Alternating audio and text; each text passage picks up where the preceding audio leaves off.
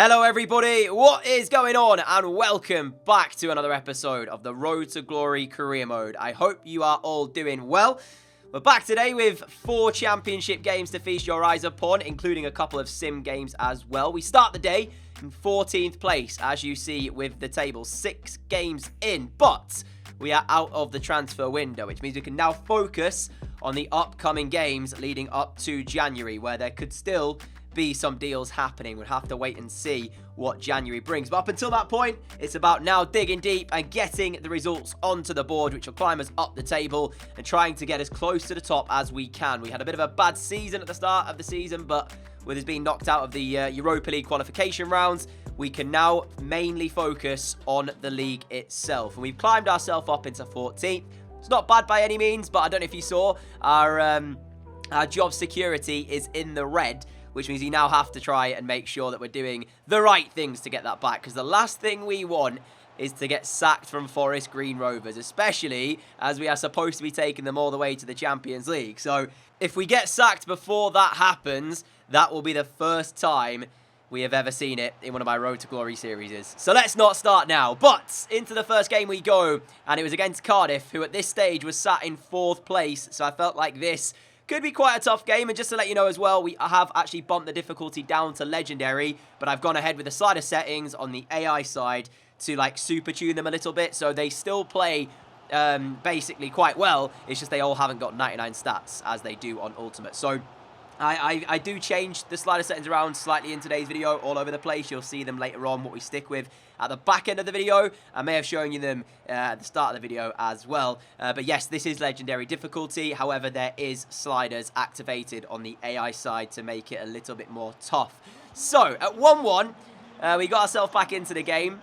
We made a couple of changes. And with a minute to play, across to the back post, Gelhard met it, and he put his header over.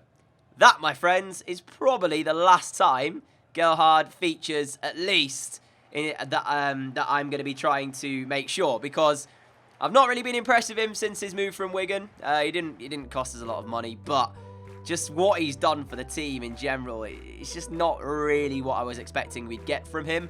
And with the value that he's currently sat at, missing a chance like that, I think we'll just cash in and get a little bit of money for him, because yeah, he's just not doing the job, and I don't think he will in the Championship, if we're being completely honest. So we should have won the game against Cardiff. That chance was squandered. It finished 1-1. We then, after that, had Reading, which I decided to sim. It was a home game, and we ended up winning it 4-0. So that just shows you the team we've actually got here, we could easily win the league by simming the games, but there's not really much point, because then we're not actually winning the league, if that makes sense. I'd much rather do it through us actually playing the games and whatnot. So I'll try to keep the simming to a minimum, but at the same time, I don't want to play 46 championship games, because that is a heck of a lot of games to play, ladies and gentlemen. But 4-0 win against Reading, over to the Stadium of Light to take on Sunderland. Let's just say, after a 4-0 win, you're expecting us to get the job done here as well. Now, they had the first chance. Joe Hart, a simple save for us to make. And then, straight from Hart's throwing out, we end up creating a chance ourselves. Bukayo Saka down the right-hand side. Lovely ability to turn this back. Finds it into the feet of, I think, Lacerda, who lets it go once more towards the main man, Diego Lopez, who didn't feature in our first game of the day because he was away on international duty with Spain. That is right. He was playing for the Spanish national team. So that won't be the only time we lose him, unfortunately, to a call-up for Spain. But it was one of those scenarios where we can't really do anything. So congratulations to him anyway. What an achievement to be playing for your country at the age of 19, especially when you're playing championship football. And if it means that he gets to play at that level and we miss him for a game, then so be it, you know. As long as he's still playing in Forest Green Rovers colours. But we were 1-0 in front. To credit Sunderland, they got a goal back. A nice passing move, which led it back to be a goal apiece. And El Ghazi, who's not really shown us what we came to expect from him back in the good old days of our Leeds United career mode.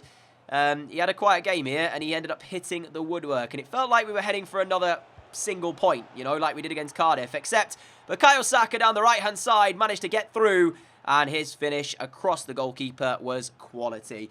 I've spoken about Premier League loanees before. Last year we had Mason Greenwood, and their rating doesn't really reflect their current ability, I don't feel like, because Greenwood, in what he did for us in League One, I felt he could maybe be pushing into a Manchester United squad, even if it was off the bench. Even likely that as well. Bukayo Saka, another one, who I think, if he was still at Arsenal, would easily be on the bench, maybe even pushing into the starting 11. That's how good I think he actually is for us in the Championship. So I'm glad we've got him, but I don't think we'll get him back again next season unless it's on a permanent basis. But yeah, if he does go back to Arsenal, they could use all the help they get, because they've not been that great in this year's career mode. Doesn't feel like that anyway. I always see them struggling a little bit on any save that I do. But after that game, I'll show you the table again. We're 9 games in at this point. We're climbing the table slowly. We have another sim game. We simmed one against Brighton, which was the Cup, the Carabao Cup. Of course, we hold the Carabao Cup no longer because we were knocked out by Brighton.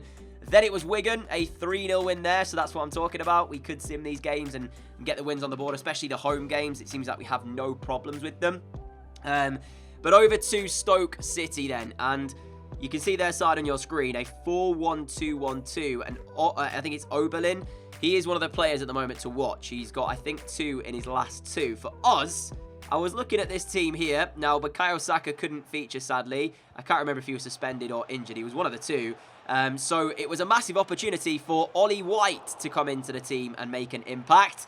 But it was this man on your screen who ended up being the player of the game. Cristian Solano, 12 minutes in, ended up getting a shot which was close range after the goalkeeper had spilled an Anwar El Ghazi effort. He got his second, though, after 28 minutes. And I was quite surprised with this goal. It was a great run through, and the pass into him from Lacerda was quality, the little dink over the top. But the header from Solano back across the goalkeeper, there's not a lot of power behind this. He goes purely for accuracy. He just knows where the goal is here, and the keeper, you could argue, should have done better, but I didn't expect Cristian Solano to head that one into the far corner, so maybe that's what caught the keeper off guard. We were 2-0 up and cruising, it felt like, and Stoke hit back 58 minutes in as Tom Ince, I believe that is, struck from very, very close range into the near post. It was a great finish and nothing that Joe Hart could have done about it. But that just meant that, of course, at 2-1 now, we're back to essentially trying to make sure we don't give them another opportunity. And the man I mentioned before we kick off found the equalising goal. So 2-0 to 2-2. We were about to throw it away, ladies and gentlemen, and there wasn't like that much that we did wrong in the game. So to concede those 2 goals was a little bit disheartening.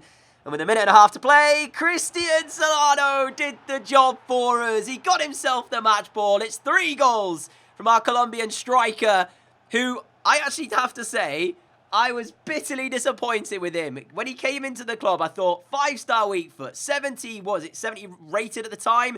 This kid's going to be special. And then he didn't really do anything to suggest that in the first sort of 7-8 games. Then he scored a hat-trick here, and I went, yeah, that's the player that I was expecting to see. 5-star weak foot. He's got like a potential to be an exciting prospect, I think it is. Just remember the name, ladies and gentlemen. Cristian Solano takes the match ball, wins us the game against Stoke, away at their place. A 3-2 victory where it looked like we'd thrown away the points. But what more can you say? What a player, and what a hat-trick to get. So he started the very next game, and looking at that front 4, there is no better front 4 for me in the Championship. We've got El Ghazi on the left, we've got Solano up front, Saka on the right, and then just Diego Lopez just chilling behind them. I mean, just having Lopez in your team automatically takes you to that next level, but just having him chilling behind those 3 just says how good that front 4 actually is. But the front 4 were not able to do anything in the opening few minutes of this game against Bristol City. We were getting peppered. And quite honestly, I don't know how we weren't 1-0 down until this point, when we decided to be stupid and make a sliding challenge, which we got nothing of the ball with Mitchell. Upstep Deju, and the penalty was converted. So we deserved that fully. We were getting peppered, as I said. So to even be 0-0, we were fortunate. However, that goal kind of spurred us into life a little bit, and Bukayo Saka got us an equalising goal from literally our first shot on the goal itself.